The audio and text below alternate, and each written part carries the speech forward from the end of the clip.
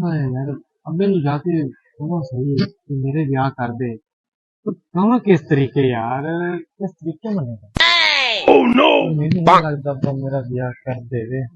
चलो सोचदा ब्याह करती यार। ब्याह कर सोचदा हूँ।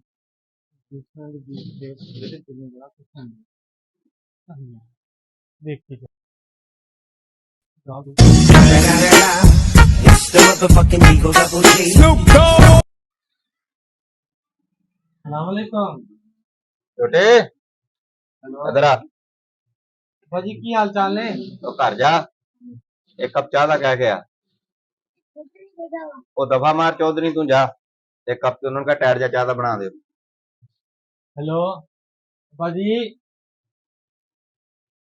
वाले साहब। अच्छा अब्बा मैंने गल ते दस यार।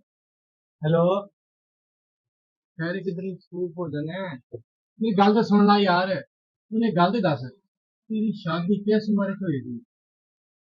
दसी ना यार तेरा बाबा। ना, आज तेरे जेहन च कितों ख्याल आ गया भी तेरी शादी किस उम्र च हुई थी? मेरी भी करते अब्बा शादी होनी वैसी है यार, ख्याल कोई गल नहीं वैसी है। तो जा यार, मैनू काम करन दे, अगे कोई काम हुंदा कोई नहींगा। उतो तू आ जाना कोई ना कोई नवी फरमैश लैके, तेरा ब्याह किदों होया सी, तेरा फलाना किदों होया। मेरा ब्याह होया सी 22 साल दी उम्र दे विच। अच्छा 22 साल की उम्र है। हाँ जी। अच्छा अब्बा मेरी भी 26 साल उम्र हो गई है। ठीक है मेरी भी गई तो मैं कुर्बानी ते बेचना ही। तो मेरी उम्र 26 साल हो गई है, मेरी जो शादी करती तो गां मैनू कुर्बानी ते बेचना ही। शादी तो इलावा तेन कोई होर भी ख्याल हुंदा? यार शादी तो बगैर गुजारा नहीं है ना पा। वो कमाएगा तो फिर है ना, की करदा है? वो कमा लेंगे बिना टेंशन ले। की टेंशन ना लवा, इधर होना है, अब्बा दई 100 रुपया, अब्बा दई 500 रुपया, अब्बा दई 10 रुपये।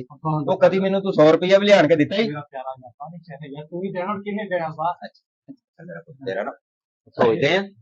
चल जाके काम कर, मैं मैनू काम करन दे, मैं सोचदा मैं कुछ करदा। चल चल शाबाश।